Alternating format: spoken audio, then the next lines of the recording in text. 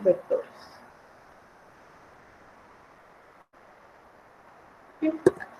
Entonces, ¿qué es un vector? Bueno, si nosotros tenemos un espacio, muchachos, todos los elementos de este espacio se conocen como vectores. Si nosotros tenemos un espacio, entonces estos elementos se van a representar como una lista o una n-tupla de elementos. Hablando del espacio real, ¿sí? Hablando de un espacio real, pues entonces los vectores serían una lista de números reales. Tenemos distintas maneras de representar un vector. Lo podemos representar mediante,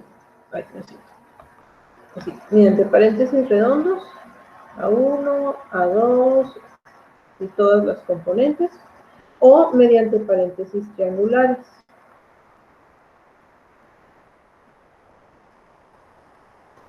Existe también otra representación, pero esta representación únicamente sirve para el espacio bidimensional o para el espacio tridimensional, que es básicamente el plano y el espacio, ¿sí? Esta representación se conoce como representación por vectores base. Entonces, un vector se representa con su componente en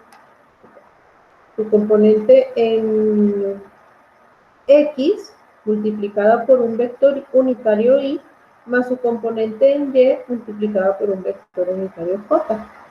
En el espacio, esta representación corresponde a también la componente en X y en Y más la componente en Z multiplicada por un vector unitario K.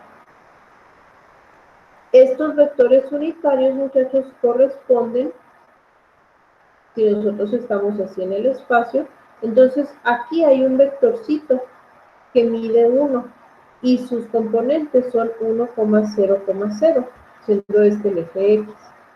Acá hay otro vectorcito que también mide 1, siendo este el eje Y, y sus componentes son 0,1,0.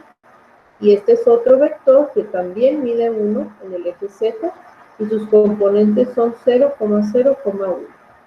Entonces, estas representaciones se refieren precisamente a esto, o sea, cuántos de esos vectores unitarios I, J o K son los vectores que, o sea, cuántos de esos vectores están representados mediante el vector que yo estoy aquí manejando. ¿Sí? Entonces, nada más, esto es para que sepan que a lo largo de este tema, pues se puede estar utilizando cualquiera de estas tres notaciones de manera indistinta. Entonces, ¿cómo encontramos nosotros o de dónde sale un vector? Gráficamente, nosotros podemos ver un vector como un segmento de recta dirigido. Entonces, si yo tengo aquí un punto P y yo tengo acá un punto Q y quiero ir del punto P al punto Q, el segmento de recta en la dirección PQ es un vector. Entonces, si yo aquí tengo el punto P que tiene coordenadas A, B, y tengo el punto Q que tiene coordenadas C, D, entonces el vector PQ, pues necesitaríamos nosotros encontrar los componentes de este vector, y estos componentes se calculan como C menos A, D menos B. ¿Sí? Entonces, si yo tengo, digamos, en el espacio, si yo tengo un punto P que sea menos 1,2,3 y tengo otro punto Q que sea, no sé, 5, menos 1,0, entonces el vector que va del punto P al punto Q es el vector que está dado por 5 menos 1 y más menos 1 menos 2j más 0 menos 3. Este va a ser el vector entonces 6i menos 3j menos 3k. O también lo puedo escribir el mismo vector PQ,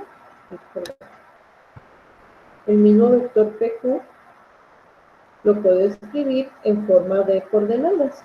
6, menos 3, menos 3. ¿Sí?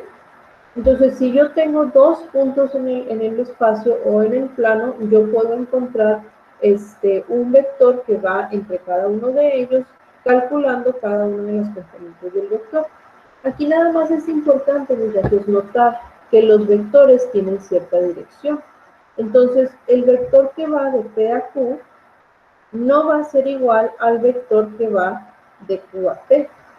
¿Sí? Hay que tomar en cuenta el punto inicial y el punto final de los vectores para determinar, el punto inicial y el punto final del vector para determinar sus componentes. ¿Vale? Bien. Eso es así en general lo que es un vector, de forma gráfica y de forma algebraica. De los vectores podemos nosotros calcular ciertas características. Una de ellas es su magnitud o norma. La norma o la magnitud de un vector, muchachos, se refiere a su tamaño. Entonces, si yo tengo un segmento de recta en el espacio, ¿qué tamaño tiene ese segmento de recta? Me lo va a dar la magnitud. Y la magnitud de un vector se puede representar como, así con barras dobles de valor absoluto o con barras sencillas, ¿sí? Independientemente de cómo lo encuentren, se refiere a la magnitud de un vector. La magnitud de un vector, muchachos, es el cuadrado, no, la suma del cuadrado, la raíz de la suma del cuadrado de sus componentes. En otras palabras, es la raíz de la suma del cuadrado de cada una de sus componentes. Entonces, si yo tengo un vector, digamos que es un vector en el espacio, que sea A1, A2, A3, sí, en un espacio tridimensional, pues la magnitud de este vector va a ser la raíz del cuadrado de cada componente. Entonces, cada componente lo elevo al cuadrado y lo sumamos. Y a esto le calculo su raíz. ¿Sí? A eso se refiere esta expresión. Entonces, si nosotros tenemos, digamos, un vector en R3 que sea menos 3i más 2j menos k, pues la magnitud de este vector sería menos 3 al cuadrado más 2 al cuadrado más menos 1 al cuadrado. Y esto sería 9 más 4 más 1, que es raíz de 14. ¿Sí? Y la raíz de 14 lo podemos representar como 7 por 2, 14, no, nada más, así que quedaría. Entonces es más o menos 3.74. Quiere decir que el vector menos 3i más 2j menos k, o en otras palabras el vector menos 3, 2, menos 1, pues tiene un tamaño aproximado de 3.74. Existen algunos vectores, muchachos, que son vectores especiales llamados vector unitario. El vector unitario es aquel vector cuya magnitud sea igual a 1. No todos los vectores son vectores unitarios, pero yo puedo convertir cualquier vector a un vector unitario, ¿sí? Entonces, un vector unitario dijimos que va a ser aquel cuya magnitud sea igual a 1. Si yo calculo la magnitud del vector u, pues voy a tener un medio al cuadrado más raíz de 3 sobre 2 al cuadrado. Esto es un cuarto más 3 sobre 4. Entonces, esto es raíz de 4 cuartos, que es raíz de 1, y pues obviamente es 1. ¿Sí? Entonces, como su norma o su magnitud me dio 1, quiere decir que este vector que tengo es un vector unitario. ¿Qué sucede si yo tengo otro vector que no lo sea? Vamos a poner W que sea igual a, no sé, ¿qué les gusta? menos 1, 2, 3. Entonces, su magnitud o su norma, pues sería menos 1 al cuadrado más 2 al cuadrado más 3 al cuadrado. Esto va a ser 1 más 4 más 9. Y esto es raíz de 14. ¿Sí? Entonces, evidentemente, su norma pues no es igual a 1, por lo tanto, este no es un vector unitario. Pero yo puedo normalizar este vector. Normalizar un vector significa que el mismo vector lo voy a convertir a un vector unitario. ¿Sí? Entonces, ¿cómo se normaliza? Vamos a tomar cada una de las componentes del vector y las vamos a dividir entre su norma. Entonces, el nuevo vector, que es un vector unitario, sería menos 1 sobre raíz de 14, 2 sobre raíz de 14, 3 sobre raíz de 14. Y este nuevo vector debe de tener una magnitud igual a 1, y lo podemos comprobar si quieren. Tendríamos menos 1 sobre raíz de 14 al cuadrado, más 2 sobre raíz de 14 al cuadrado, más 3 sobre raíz de 14 al cuadrado.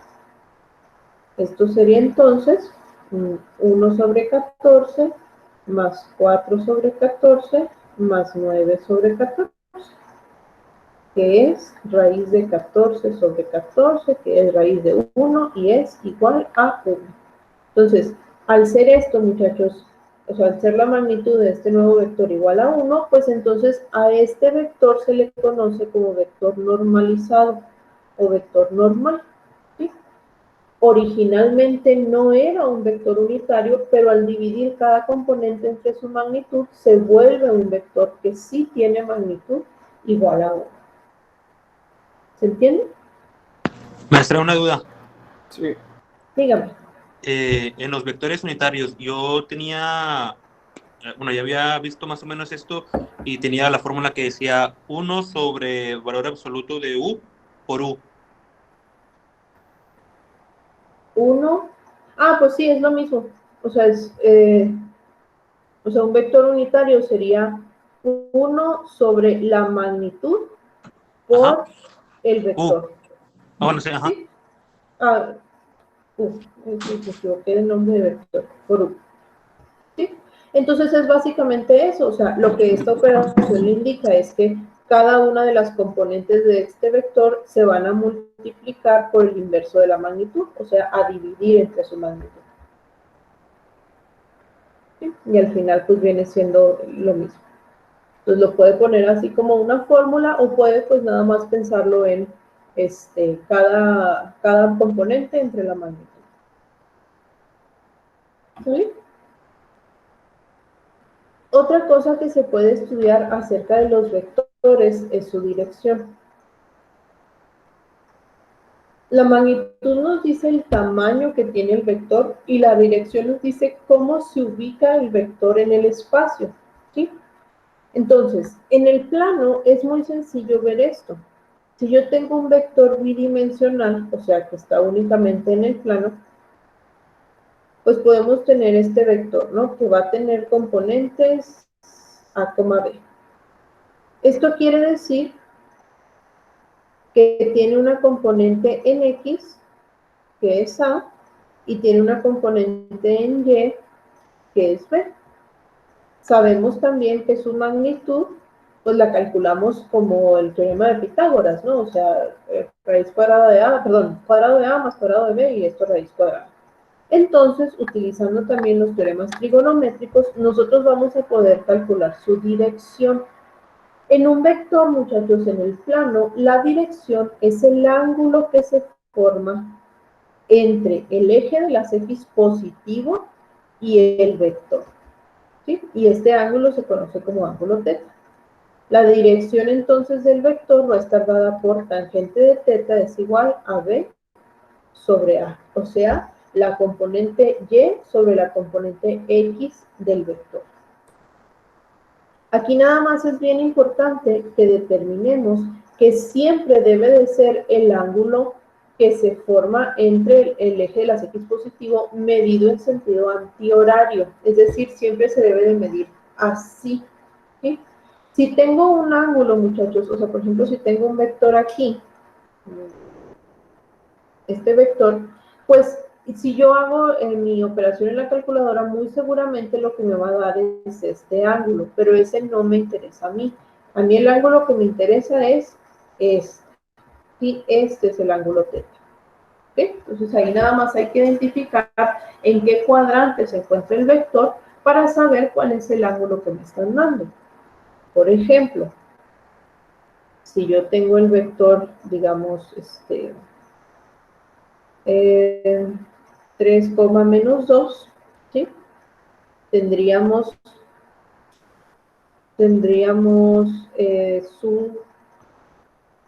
su ángulo θ, o sea, su dirección, pues estaría dada por menos 2 sobre 3.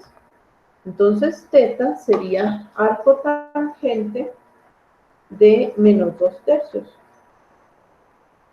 Y esto me da menos 33.69. Ojo, si este ángulo es negativo, quiere decir precisamente que lo que me está dando es esta parte de aquí. Y por eso es negativo, porque se está midiendo en sentido contrario, ¿sí? Entonces, para determinar el ángulo θ positivo, pues lo que tenemos que hacer es sumarle a este ángulo 360 grados, que sería 326.30 grados. ¿Ok? Ese es el ángulo que a mí me interesa. Entonces hay que tener nada más cuidado e identificar en cuál de los 4 cuadrantes tengo yo mi vector para saber cuál es el ángulo que se me está dando. Entonces todos los ángulos los ponemos respecto a las X positivas, ¿verdad, maestra? Sí. Ok. Bien. Les digo, en el plano pues es un poquito más fácil de visualizar esto, pero en el espacio pues ya se vuelve un poco más complicado. A los que no me conocen, muchachos, yo tenía un sueño frustrado de ser arquitecta, pero luego soy súper mala dibujando. Entonces, ustedes van a disculpar cómo sale esto. Bien, vamos a tener aquí otro vector, ¿sí? En el espacio, para yo saber la dirección o la posición del vector, entonces ya no me voy a fijar nada más respecto a uno de los ejes, sino que tengo que ver la posición respecto a los 3. A esta posición, muchachos, se le conoce como los ángulos directores. Entonces, hay un ángulo que va a ir desde el eje de las X positivo hasta el vector, y este ángulo se llama alfa. Existe otro ángulo que va a ir del eje de las Y positivo hasta el vector, y este ángulo se llama beta. Y otro ángulo que va del eje de las Z positivo al vector y se llama gamma. Estos 3 ángulos se conocen como ángulos directores, ¿sí? Y se calculan mediante los cosenos directores del ángulo. Entonces, si yo tengo un vector, AI más BJ más CK, un vector en el espacio, y ese vector tiene una magnitud que yo puedo calcular, los cosenos directores va a ser, el coseno de alfa es la componente en X entre la magnitud del vector. El coseno director de beta es la componente en Y entre la magnitud del vector. Y el coseno director de gamma, pues va a ser la componente en Z entre la magnitud del vector. ¿Sí? Esto es lo que me van a decir, pues es cómo se posiciona el vector respecto al eje de las X positivo, al eje de las Y positivo y al eje de las Z positivo. ¿Sí? Entonces, si yo tengo un vector, vamos a decir, menos 2 y más J menos 4K, Pues lo primero que tenemos que hacer es calcular su magnitud.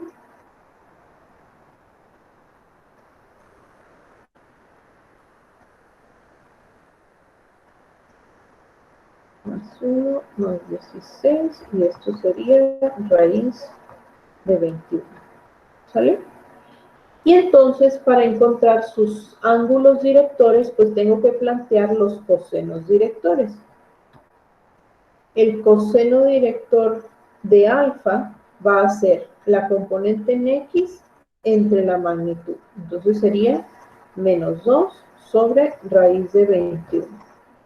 El coseno director del ángulo beta va a ser la componente en Y entre la magnitud, es decir, 1 sobre raíz de 21. Y por último, el coseno director, respecto a gamma, o el coseno director de gamma, va a ser menos 4 entre raíz de 21. Tendríamos entonces 4 sobre raíz de 21. Estos, muchachos, se llaman cosenos directores.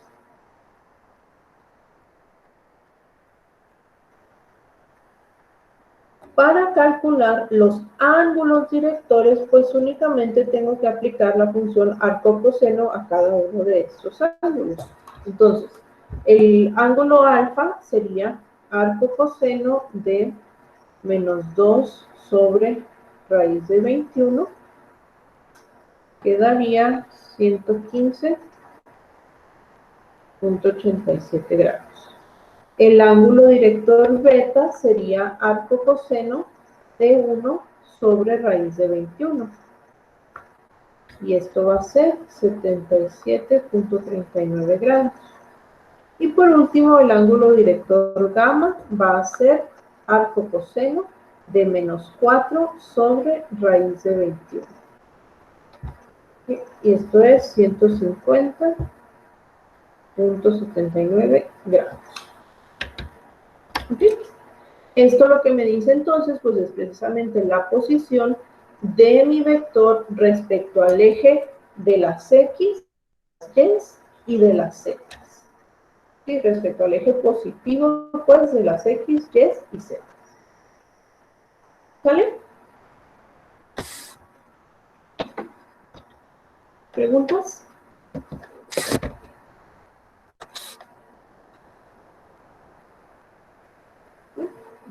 Voy a terminar de grabar aquí la sesión. Ningún eje, pero